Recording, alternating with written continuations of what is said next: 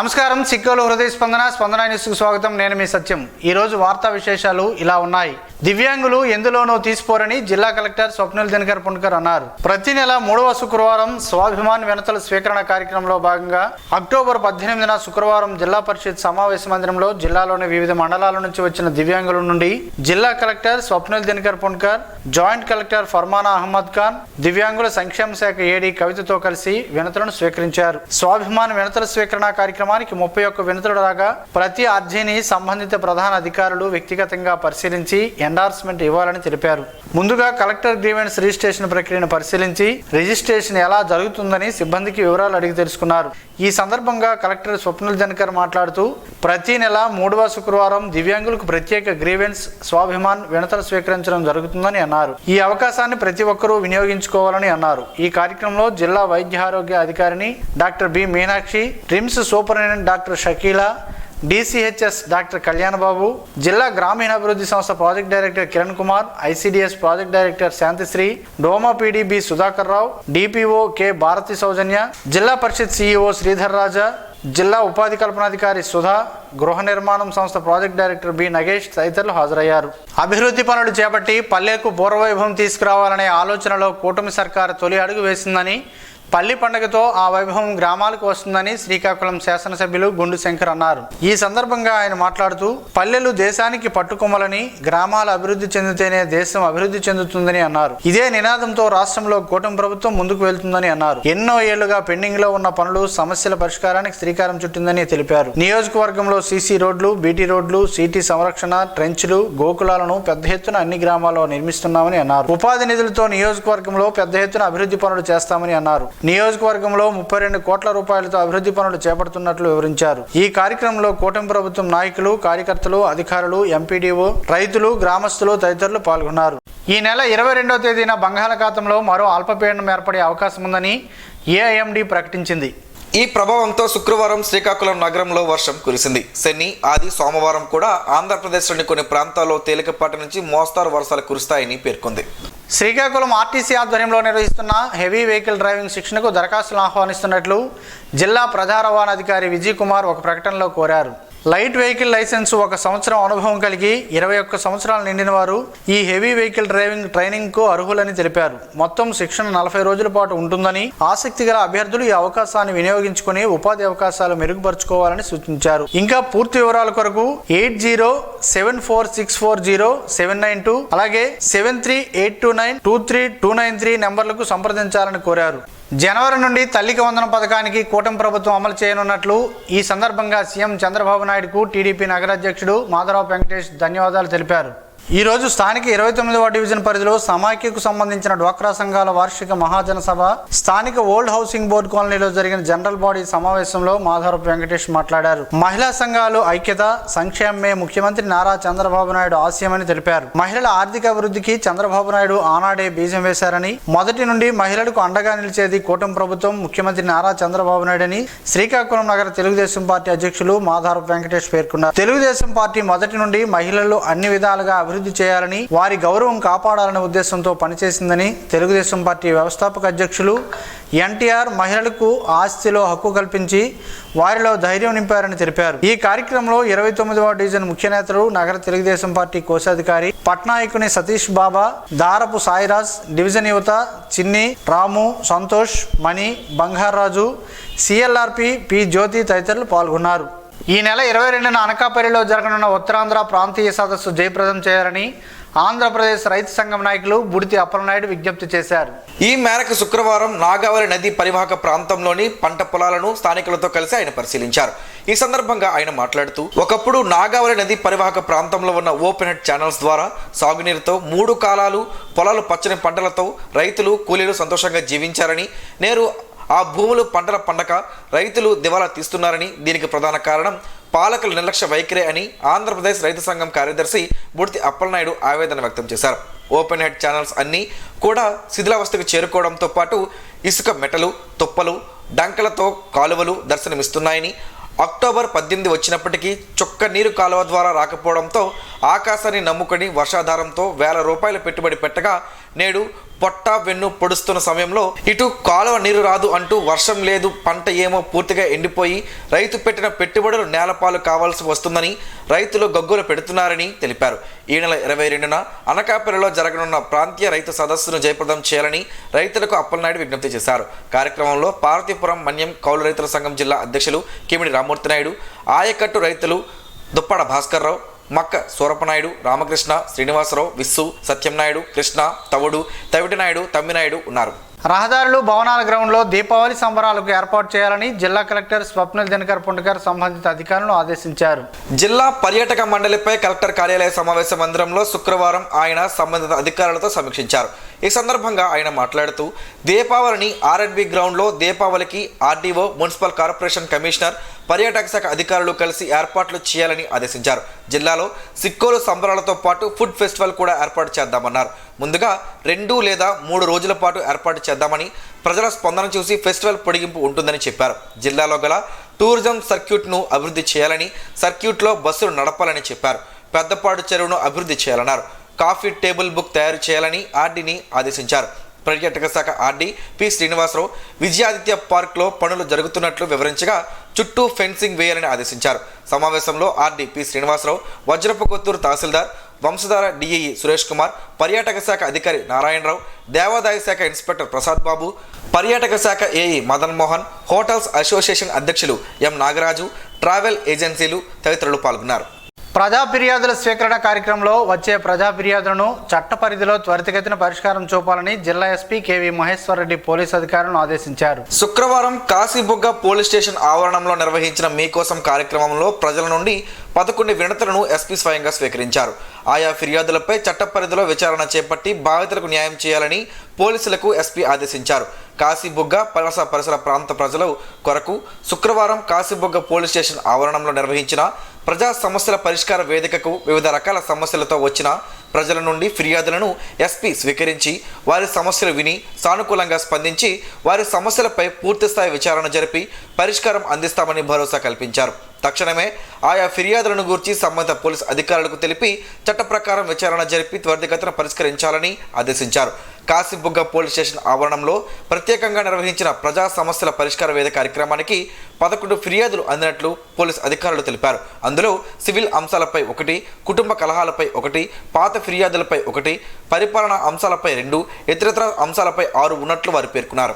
Rabi season 2024-25కు సంబంధించి రైతులకు నాణ్యమైన ఎరువులు, విత్తనాలు అందుబాటులో ఉంచాలని జిల్లా కలెక్టర్ స్వప్నిల్ దినకర్ పుండకర్ డీలర్లకు సూచించారు. కలెక్టరేట్లో శుక్రవారం సాయంత్రం ఆయన జాయింట్ కలెక్టర్ ఫర్మాన్ అహ్మద్ ఖాన్తో కలిసి జిల్లాలోని ఎరువులు, విత్తనాలు, హోల్సేల్ డీలర్లు, ప్రాసెసింగ్ యూనిట్ ప్రతినిధులు, వ్యవసాయ శాఖ అధికారులతో సమావేశం నిర్వహించారు. ఎంఆర్పీ కంటే అధిక ధరకు విక్రయాలు జరిపితే కఠిన చర్యలు తీసుకుంటామని ఇప్పటికే పలువురు డీలర్లపై జరిమానాలు విధించినట్లు గుర్తు చేశారు. నాణ్యమైన విత్తనాలను, ఎరువులను రైతు సేవా కేంద్రాల్లో అందుబాటులో ఉంచాలని ఆయా కంపెనీదారులను ఆదేశించారు. రానున్న సీజన్లో 77,176 హెక్టార్లు రబీకి సాధారణ సాగు విస్తీర్ణం అంచనా వేసినట్లు, ఇందుకు గాను 40,225 మెట్రిక్ టన్నుల ఎరువులు అవసరం ఉంటుందని గుర్తించామని, ప్రస్తుతం జిల్లాలో 9,793 మెట్రిక్ టన్నుల ఎరువులు అందుబాటులో ఉన్నాయని వివరించారు. అత్యధికంగా 29,930 మెట్రిక్ టన్నుల యూరియా అవసరం ఉంటుందని కలెక్టర్ పేర్కొన్నారు. ఈ సమావేశంలో జిల్లా వ్యవసాయ శాఖ అధికారి త్రినాథ్ స్వామి, జిల్లా కోఆపరేటివ్ అధికారి బి నగేష్,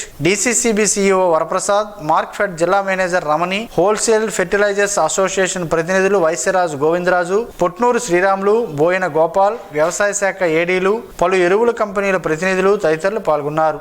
పోలీస్ సిబ్బంది వ్యక్తిగత, ఆరోగ్య, ఉద్యోగరీత్యా సమస్యలు ఉంటే ప్రతి ఒక్కరూ నిర్భయంగా నేరుగా తనను సంప్రదించాలని, ఆయా సమస్యలపై సాధ్యాసాధ్యాల బట్టి పరిష్కారానికి చర్యలు చేపడతామని జిల్లా ఎస్పీ కేవీ మహేశ్వర్ రెడ్డి పేర్కొన్నారు. శుక్రవారం ఉదయం ఎచ్చెర్ల స్థానిక ఆర్మ్ రిజర్వ్ పోలీస్ మైదానంలోని పోలీస్ కమ్యూనిటీ హాల్లో జిల్లా ఆర్మ్ రిజర్వ్ పోలీస్ సిబ్బందికి ప్రత్యేకంగా పోలీస్ గ్రీవెన్స్ డే కార్యక్రమాన్ని జిల్లా ఎస్పీ నిర్వహించారు. ఈ క్రమంలో జిల్లా ఎస్పీ పోలీస్ సిబ్బంది సంక్షేమానికి ప్రాధాన్యతనిస్తూ పోలీస్ సిబ్బంది సమస్యలపై నిర్వహించిన గ్రీవెన్స్ కార్యక్రమంలో సిబ్బంది ఉద్యోగ, వ్యక్తిగత, అనారోగ్య సమస్యలను ఎస్పీకి తెలియజేశారు.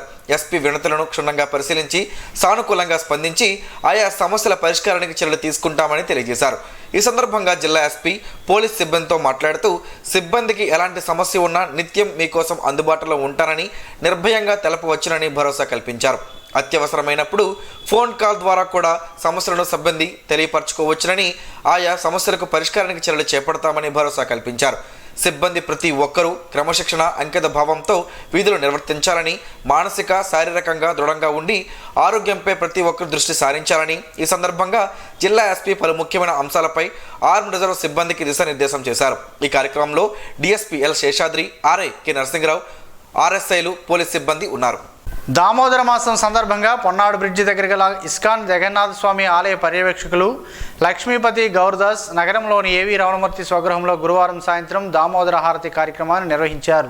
ఈ సందర్భంగా ఆయన మాట్లాడుతూ, దామోదర హారతి కార్యక్రమాన్ని ప్రతి ఇంటిలో చేయటం వలన ఆ ఇంటి వారికి, ఆ ప్రాంతం వారికి ఆ శ్రీకృష్ణ భగవానుడు ఎంతో మేలు చేస్తాడని తెలిపారు. ఎంతో చక్కగా యశోదమాత శ్రీకృష్ణ పరమాత్ముని బాల్య లీలల గురించి ఆయన ఉపన్యాసం చేశారు. అవకాశం ఉన్న వారందరూ తమ తమ ఇళ్లలో ఈ దామోదర హారతి నిర్వహించి ఆ శ్రీకృష్ణ భగవానుని ఆశీర్వాదం పొందాలని కోరారు. అవకాశం లేని వారు వేరే వారి చేతనైనా ఈ హారతి కార్యక్రమాన్ని నిర్వహించాలని అన్నారు. మడ్డువలస రిజర్వాయర్ నీటి ప్రవాహం, వాటి పరిసర ప్రాంతాలను జనసేన ఉమ్మడి శ్రీకాకుళం జిల్లా అధ్యక్షులు, రాష్ట్ర కార్యదర్శి పిసిని చంద్రమోహన్ శుక్రవారం సందర్శించారు. ఈ సందర్భంగా ఆయన మాట్లాడుతూ, మడ్డువలస రిజర్వాయర్ పరిసరాలు చాలా ఆహ్లాదకరంగా ఉన్నందున ఆంధ్రప్రదేశ్ రాష్ట్ర టూరిజం డెవలప్మెంట్ బోర్డు పర్యాటక కేంద్రంగా తీర్చిదిద్దాల్సిన అవసరం ఉందని కోరారు. మడ్డువలస రిజర్వాయర్ పనులు ఆధునీకరణతోనే రైతాంగానికి 2-3 పంటలకు సాగునీరు అందించగలగమని, ఆ దిశగా డ్యాంలో పెరిగిపోయిన ముళ్ల తుప్పలను తొలగించినట్లయితే ఉపశమనం ఉంటుందని జిల్లా ఇరిగేషన్ అధికారులకు సూచించారు. కార్యక్రమంలో శ్రీకాకుళం జిల్లా నాయకులు వాడాడ సురేష్ కుమార్, ముంగి జగదీష్, వంగర్ మండల జనసేన నాయకులు యలకల శ్రీనివాసరావు తదితరులున్నారు. వివిధ స్వచ్ఛంద సేవా సంస్థల ఆధ్వర్యంలో ఈ నెల 19వ తేదీన ఉదయం 7 గంటలకు శ్రీకాకుళం నగరంలో ఆర్ట్స్ కళాశాల నుండి అంబేద్కర్ కూడలి వరకు నిర్వహించబోవు వాక్ ఫర్ ఫ్రీడమ్, అలాగే మానవ అక్రమ రవాణా నిరోధించేందుకు గాను పోస్టర్లను ఆర్ట్స్ కళాశాల ఆవరణలో స్టార్ వాకర్స్ క్లబ్ ఆధ్వర్యంలో ఈ రోజు ఆవిష్కరించారు. ఈ కార్యక్రమంలో పాల్గొన్న శ్రీకాకుళం జిల్లా ఉపాధి కల్పనా శాఖ అధికారి సుధా, విభిన్న ప్రతిభావంతులు మరియు వృద్ధుల సంక్షేమ శాఖ సహాయ సంచాలకులు కవితలు మాట్లాడారు. ఈ నెల 19న జరిగే కార్యక్రమాన్ని అందరూ విజయవంతం చేయాలని కోరారు. మానవ అక్రమ రవాణా నిరోధించడంలో అందరి సహకారం అవసరమని చెప్పారు.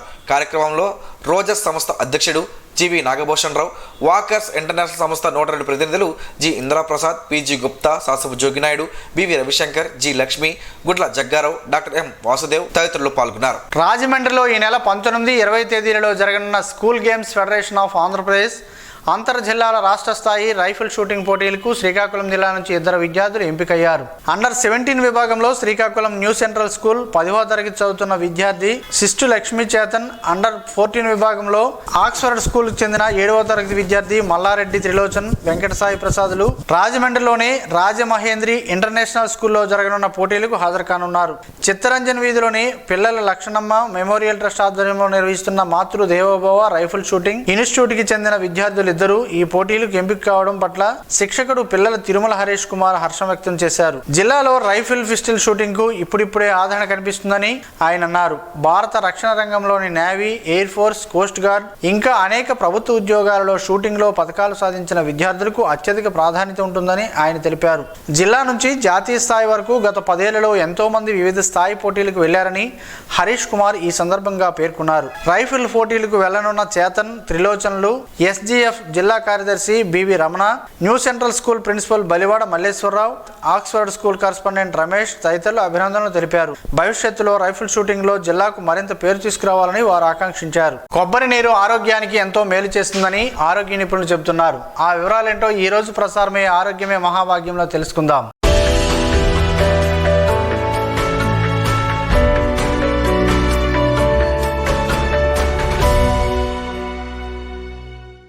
లేత కొబ్బరి నీళ్ళలో అనేక సూక్ష్మ పోషకాలు, యాంటీ ఆక్సిడెంట్, పొటాషియం, సోడియం అత్యధికంగా ఉండి శరీరంలో వ్యాధి నిరోధక శక్తి పెంచి ఆరోగ్యానికి మేలు చేస్తాయని ఆరోగ్య నిపుణులు చెబుతున్నారు. ఈ నీటిలోనే కాల్షియం ఎముకల్ని, పళ్లను దృఢంగా ఉంచి కండరాల బలోపేతానికి సహకరిస్తుంది. శరీరంలో సహజ లవణాన్ని కోల్పోయినప్పుడు కలిగే అలసట నుంచి కొబ్బరి నీరు కాపాడుతుంది. విరోచనాలతో ఇబ్బంది పడేవారు శరీరం డీహైడ్రేషన్ కాకుండా ఉండేందుకు కొబ్బరి నీరు తాగాలని సూచిస్తున్నారు. మెగ్నీషియం, కాల్షియం, పొటాషియం, సోడియం వంటి పోషకాలు ఉన్న కొబ్బరి నీరు తాగడం వల్ల గర్భవతులకు మలబద్ధకం, జీర్ణకోశంలో సమస్యలు తలెత్తుదని, పాలిచ్చే తల్లులు ఈ నీళ్లు తాగితే పాల ద్వారా వారి బిడ్డలకు ఈ పోషకాలు అందుతాయని కొబ్బరి నీరు తల్లిపాలలో చేరి లారిక్ యాసిడ్ పెంచుతుంది. దీనిలో anti fungal, anti bacterial, anti viral లక్షణాలు ఉంటాయి. కాబట్టి చిన్నపిల్లలు అనేక ఇన్ఫెక్షన్ల నుంచి రక్షించబడతారు. పొటాషియం, మెగ్నీషియం వంటి ఖనిజాలు రక్తపోటును తగ్గించడంలో సహకరిస్తాయి. కొబ్బరి నీరు మూత్రకోశ ఇన్ఫెక్షన్లు, మూత్రపిండంలో రాళ్లను తగ్గించడంలో సహాయపడతాయి. రాత్రి నిద్రపోయే ముందు కొబ్బరి నీళ్లు ముఖంపై రాసుకుంటే మొటిమలు, మచ్చలు తొలగిపోతాయని ఆరోగ్య నిపుణులు చెబుతున్నారు.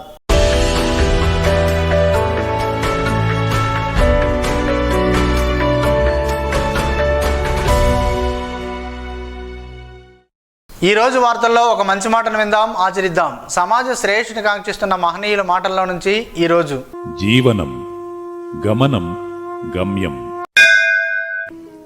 ఋషి చింతన. మీరు అద్దములో మీ ముఖం చూస్తే ఋషులు హృదయంలో పరమాత్మను అంతర్గతంగా చూస్తారు.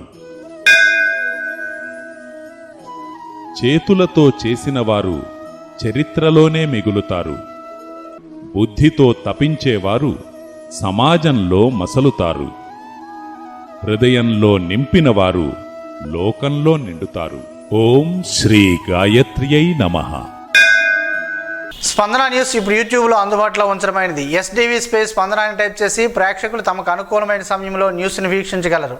ఈ వార్తలు ఇంతటితో సమాప్తం. మరలా ప్రసారమయ్యే స్పందన న్యూస్లో కలుద్దాం. అంతవరకు సెలవు. నమస్కారం. మీ మాటే మా బాట.